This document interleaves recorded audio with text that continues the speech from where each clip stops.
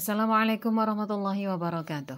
Alhamdulillah kita bisa bertemu kembali. Kita akan belajar fikih untuk kelas 7 tingkat MTS. Kita akan membahas tentang sholat 5 waktu, yaitu bab 2.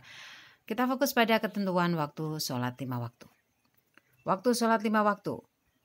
Pertama, waktunya sholat duhur, yaitu sesudah tergelincirnya matahari ke arah barat sampai bayangan benda menjadi sama panjang dengan bendanya. Jadi, ketika matahari tergelincir ke arah barat atau tepatnya ketika matahari posisinya persis di atas kepala kita dan juga condong ke arah barat, itu berarti waktu sholat duhur dimulai. Sedangkan ketika bayangan benda menjadi sama panjang, maka waktu sholat duhur berakhir. Nanti silakan dipraktekkan sampean keluar kira-kira jam 2 lebih 1/3 atau jam 2 lebih 15 menit. Sampean bawa pulpen atau sesuatu yang panjang, kemudian lihat di sana kalau ada bayangan benda, maka ketika bayangan benda itu sudah sama panjang dengan bendanya berarti waktu sholat duhur sudah berakhir. Tetapi ketika bayangan benda itu masih lebih pendek daripada benda aslinya, maka waktu sholat duhur masih ada. Kemudian ketika bayangan benda sudah sama panjang dengan bendanya, itu artinya sudah mulai masuk waktu sholat asar. Yaitu ketika bayangan benda menjadi sama panjang dengan bendanya sampai menjelang matahari terbenam. Selanjutnya waktu sholat maghrib, yaitu ketika matahari terbenam sampai hilangnya mega merah di ufuk barat. Nanti jam 1.30 atau 45 menitan setelah sholat maghrib, coba kalian keluar rumah, lihat di sebelah barat, di ufuk barat. Nanti kalau ada mega merah yang cantik itu, nah itu berarti waktu maghrib masih ada. Tetapi ketika mega merah sudah hilang, maka waktu sholat maghrib pun sudah habis. Berarti masuk waktu sholat isya.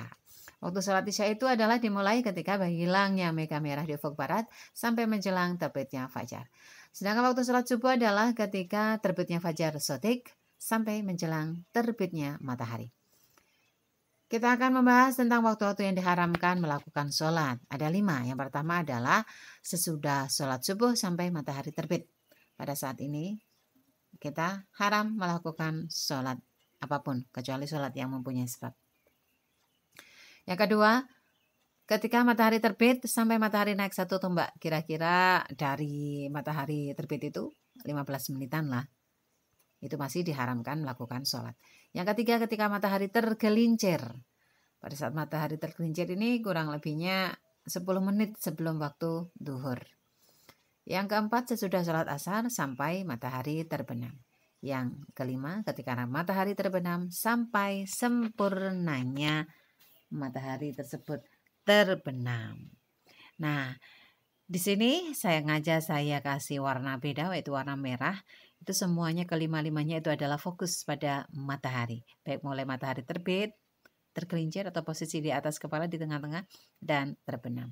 Kenapa? Dalam sebuah kisah ketika pertemuan antara Amr bin Abbasah dengan Rasulullah SAW di Madinah, Amr bertanya mengenai sholat. Nabi pun menjawab, kerjakanlah sholat subuh, kemudian tahanlah dari mengerjakan sholat ketika matahari terbit sampai tinggi. Karena matahari terbit di antara 2 tanduk setan, dan ketika itu orang-orang kafir sujud pada matahari. Jadi ada orang-orang yang menyembah matahari. Mereka melakukan ritualnya, peribadatannya, yaitu ketika matahari akan terbit sampai dengan terbitnya. Makanya pada waktu ini kita diharamkan untuk sholat. Kemudian sholatlah, kata Nabi lagi. Kemudian sholatlah karena sholat itu disaksikan atau dihadiri oleh para malaikat. Sehingga malaikat bisa mengamini pada waktu kita sholat. Kemudian sholatlah ketika sholat itu disaksikan oleh para malaikat hingga tombak tidak memiliki bayangan. Kemudian tahanlah dari mengerjakan sholat karena ketika itu neraka jahanam dinyalakan atau dibakar dengan sangat menyala-nyala pada saat itu.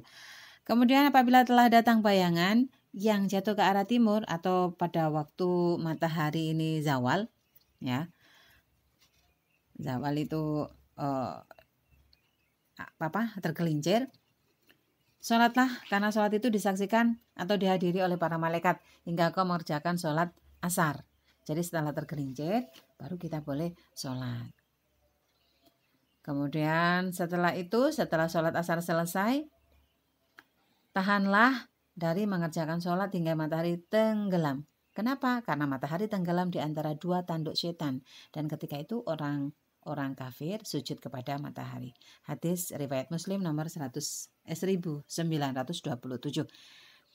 Jadi intinya kita dilarang sholat ketika berbarengan dengan matahari terbit, matahari tergelincir, dan juga matahari terbenam. Kenapa? Karena pada saat itu orang-orang yang menyembah matahari melakukan peribadatannya.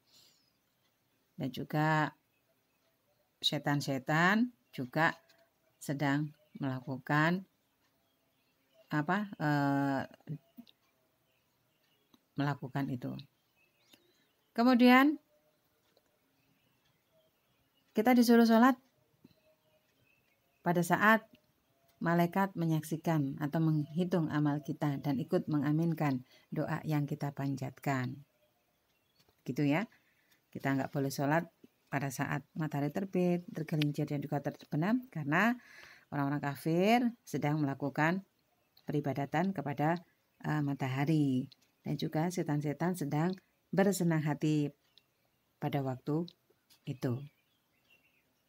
Kemudian sudah ditetapkan waktu-waktu yang diperbolehkan sholat, maka seharusnya kita melakukan sholat sesuai dengan waktu yang sudah ditetapkan oleh Allah. Kita akan membahas tentang waktu istiwa. Kalian mungkin sering dengar waktu istiwa. Waktu istiwa itu adalah waktu di mana posisi matahari tepat di atas kita, yaitu ketika matahari tergelincir. Nah, keharaman melakukan sholat ketika matahari tergelincir atau pada waktu istiwa itu tidak berlaku untuk hari Jumat. Sehingga pada waktu sholat Jumat ketika pas berbarengan dengan matahari tergelincir tidak masalah. Sholat apapun itu tidak masalah. Jadi khusus hari Jumat maka tidak berlaku waktu keharaman sholat yang matahari tergelincir. Kemudian bolehkah sholat sesudah sholat subuh sampai matahari terbit? Ini penjelasannya. Boleh sholat yang mempunyai sebab sesudah sholat subuh sampai matahari terbit. Contoh kasus, Ahmad pada hari kemarin karena suatu alasan tertentu belum melakukan sholat subuh. Misalnya bangunnya kesiangan atau ya bangun kesiangan atau karena alasan tertentu. Lalu pada hari ini Ahmad sholat subuh. Setelah menyelesaikan sholat subuhnya, Ahmad sholat subuh untuk mengqodok sholat subuh yang kemarin. Apakah boleh? Boleh. Karena sholat subuh yang qodok itu adalah sholat yang mempunyai sebab.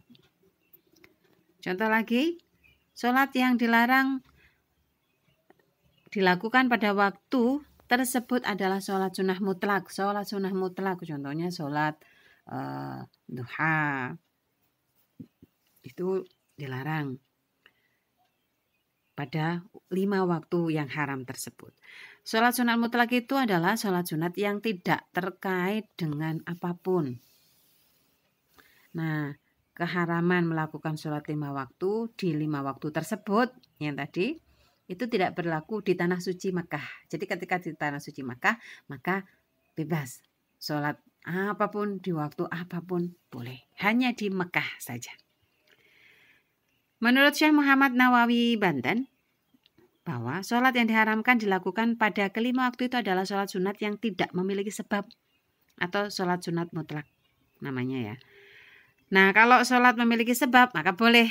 Nah apa saja sholat sunat yang memiliki sebab? Di antaranya adalah sholat tahiyatul masjid, yaitu sholat sunat yang dilakukan karena adanya sebab, yakni masuknya seseorang ke dalam masjid.